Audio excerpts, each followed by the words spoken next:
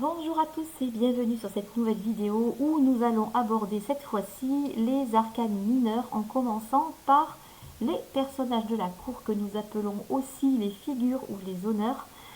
Je me suis pris quelques petites notes parce que il y en a beaucoup et que du coup j'ai peur de me perdre un petit peu donc je me suis pris quelques petites notes pour être sûre de ne pas me tromper. Donc, ces personnages de la cour, vous en avez 4 dans chaque famille. Donc, vous commencez par le valet, le cavalier, la reine et le roi. Vous avez donc les bâtons, les coupes, les épées, les deniers. Et on va déjà commencer par les rois.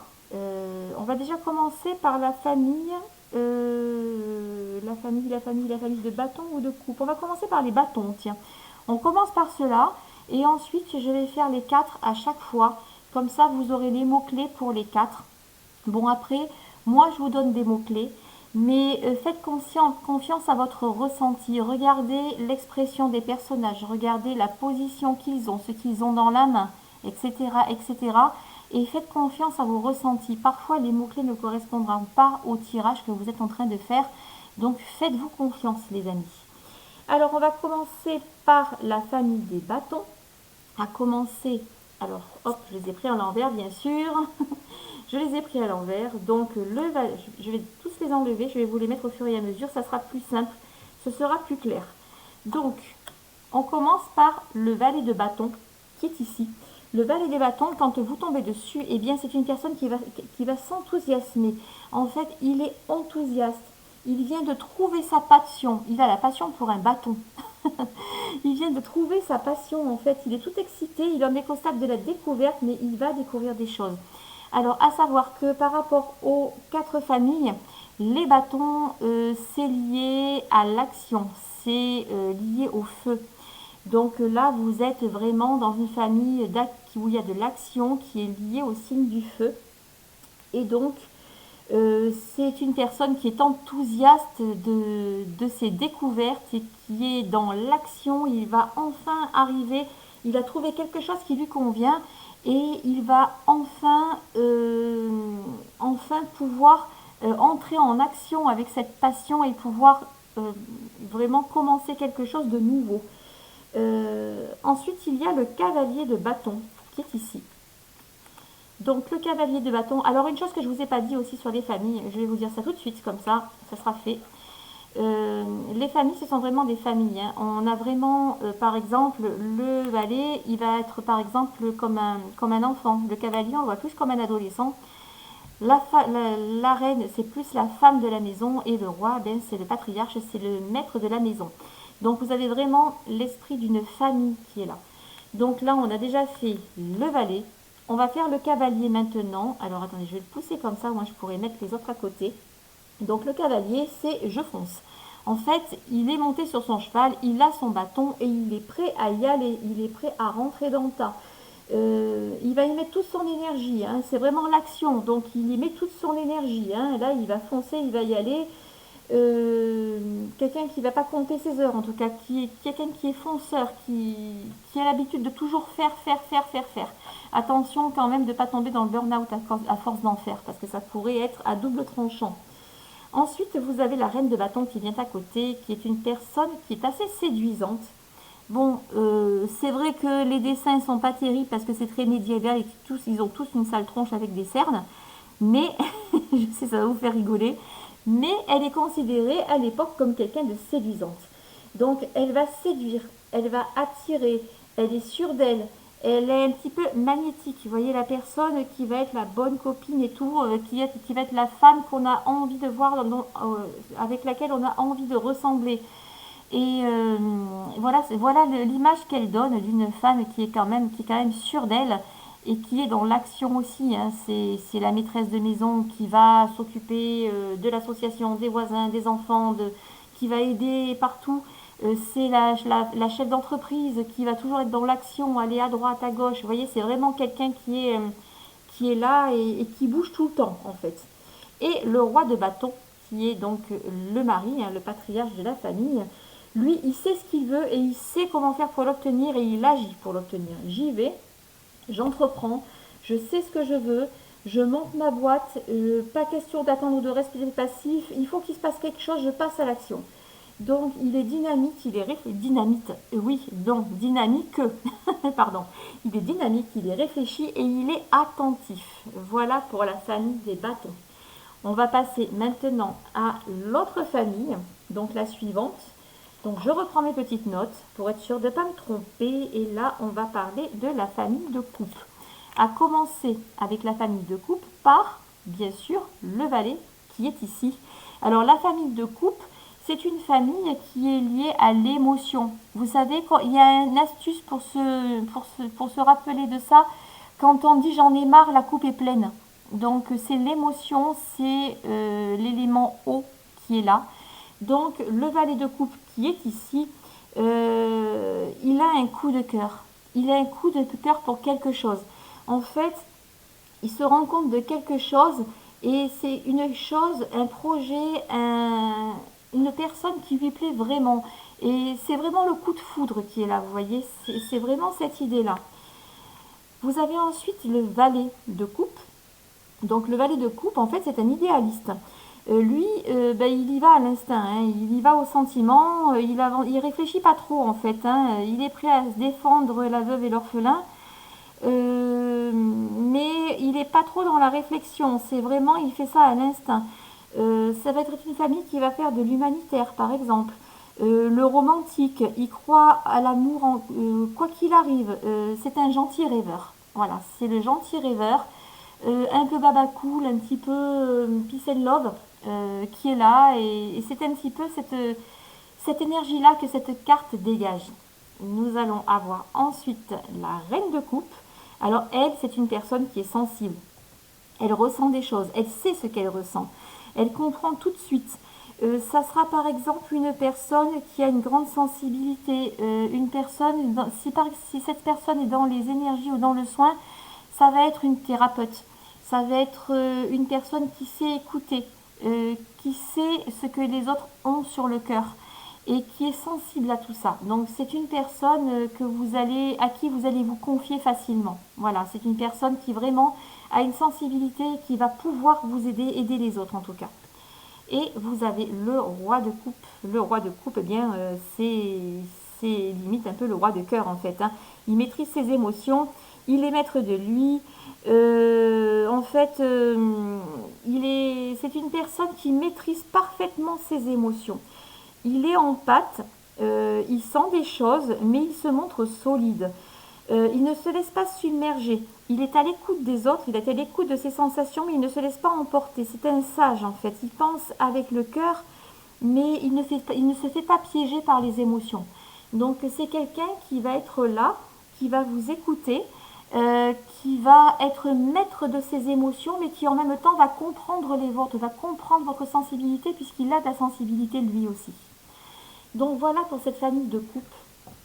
On va passer à la famille suivante qui sont les épées. Alors, les épées, on commence donc par le valet d'épée qui est ici. Alors, les épées, c'est le mental, c'est lié à l'air, c'est tout tout ce qui se passe au niveau du cerveau en fait. Les idées, l'apprentissage, j'y vois clair, je réfléchis, l'intelligence, etc. etc. Les épées, c'est ça en fait. Et le valet d'épée, en fait, lui, il apprend.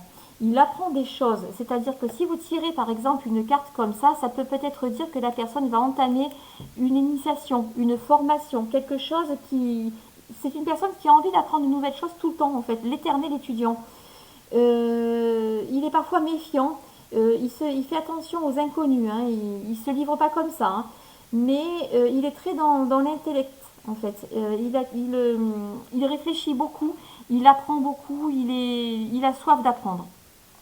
Vous avez ensuite le cavalier d'épée qui arrive derrière. Donc le cavalier d'épée, lui, il essaie de convaincre les gens. Vous voyez, il a le cheval qui se cabre, il a l'épée à la main et il est prêt à en démordre. En fait, il est là pour convaincre. Il y va, il avance sans réfléchir. Il part au galop, en fait. Pour convaincre les gens, il y va. Il est très sûr de lui, il ne se pose pas de questions, il voudrait montrer que par A plus B que son idée est la meilleure. Et c'est un très bon candidat. Par exemple, une personne qui va chercher du travail, si elle est représentée par ce cavalier d'épée, ça va être un très bon candidat. En fait, il a sa méthode à lui, il est éloquent, il peut être fatigant, mais il est efficace dans ce qu'il fait.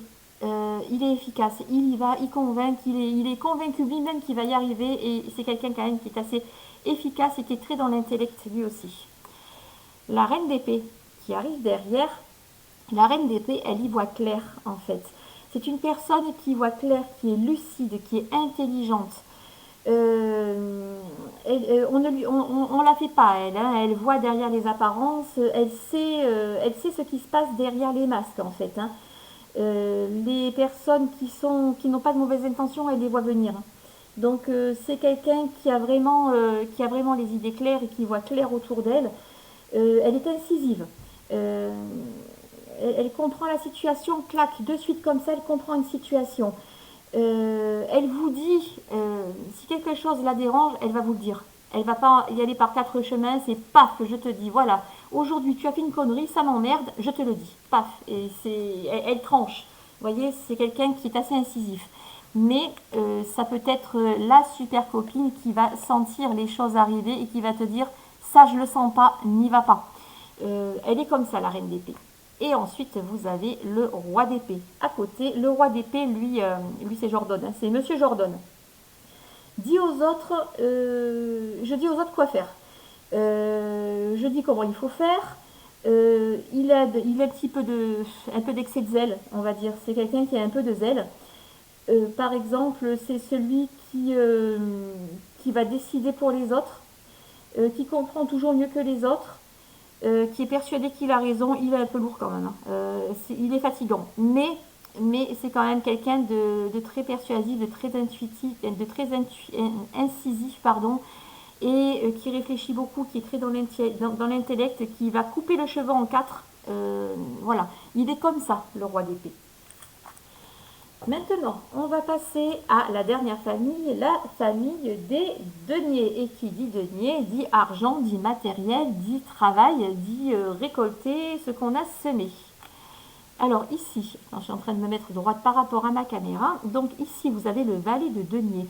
Donc la famille des deniers, c'est l'élémentaire.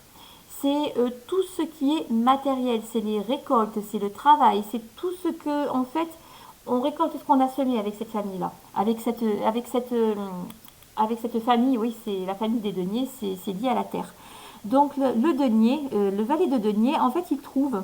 C'est celui qui va trouver quelque chose, qui va trouver nouveau job, un nouveau produit, un nouveau projet, toujours quelque chose de nouveau. C'est le débutant, mais il est toujours prêt. Il est toujours prêt à être là, à apprendre, à mettre en pratique ce qu'il voit, à construire. On va dire que dans l'artisanat, ça va être l'apprenti, en fait. Il a plein d'idées, il a plein de bonnes intentions, il veut faire, il est capable de ses mains. C'est le bon apprenti, lui. Ensuite, vous avez le cavalier de denier qui est ici. Hop, j'essaie de régler l'écart pour qu'elle soit légère, quand même assez droite sur la vidéo, ce serait mieux. Le cavalier de denier, il montre qu'il est fiable. Il sait faire, il avance tranquillement. Vous voyez, le cheval ne se cabre pas, il n'est pas à l'arrêt, il avance tranquillou, hein.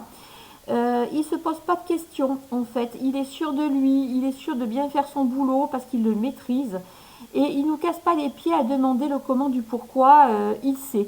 C'est quelqu'un de fiable, il sait ce qu'on attend de lui, il tient parole. C'est une personne de parole, c'est le bon ouvrier qui va être toujours dans les rails, toujours ok patron, je fais, vous inquiétez pas, ça va sortir à telle heure, ça sortira à telle heure, et c'est tout quoi. C'est quelqu'un de fiable et quelqu'un qui sait faire de ses mains. Vous avez ensuite la reine de denier qui arrive derrière et elle, la reine de denier, elle a l'esprit pratique. C'est quelqu'un de manuel. C'est la maman qui va bricoler avec ses enfants, qui va trouver plein d'astuces pour toujours se faciliter la vie. C'est la maman par exemple qui va faire des gâteaux, qui va savoir cuisiner, qui va savoir, c'est par exemple l'artisan aussi, hein. La bonne couturière, c'est la personne qui va créer de ses mains, vous voyez. C'est une position, elle a de la maîtrise. tout ce qu'elle fait, en fait, elle le maîtrise. Et elle le maîtrise, mais sans s'emballer. Elle a suffisamment de recul pour ne pas faire d'erreur. Donc, c'est vraiment, c'est la personne qui sait tout faire, en fait. C'est vraiment la personne qui touche à tout et qui réussit quasiment tout ce qu'elle fait. Et le dernier de cette série, le roi de denier, lui, il fait fructifier. Lui, c'est le banquier de la famille. Donc, il fait fructifier son capital. Il fait en sorte d'être toujours avoir ce qu'il faut. Euh, En fait, tout ce qui touche, en fait, ça va fructifier et tout ce qui touche devient or, comme on dit. Il explose les objectifs au bureau. En amour, c'est parfait. Il a des cadeaux d'affaires. Il sait développer son entreprise. Il sait la maîtriser, etc., etc. C'est vraiment, c'est le bon chef d'entreprise, le bon artisan et le bon banquier et le bon gestionnaire de tout ça. On peut, toutes ces personnes-là, on peut les reconnaître dans ce roi de denier. Voilà, donc là on a terminé avec les figures. Les prochaines vidéos, on va commencer avec les arcanes mineurs de 1 à 10 par famille. Comme ça, vous aurez des explications. Parce que c'est vrai que les arcanes mineurs, je vais vous en montrer une. Vous voyez, c'est pas très parlant. Donc moi j'avais l'idée de vous les montrer en parallèle avec les arcanes mineures du Rider-Waite qui, elles, sont illustrées et qui veulent dire exactement les mêmes choses, de façon à ce que vous puissiez avoir un, comment je pourrais dire, de façon à avoir un repère visuel pour vous retrouver dans tous ces symboles en fait. Allez les amis, je vous souhaite une bonne journée à tous et je vous dis à bientôt pour la prochaine vidéo. Salut, salut!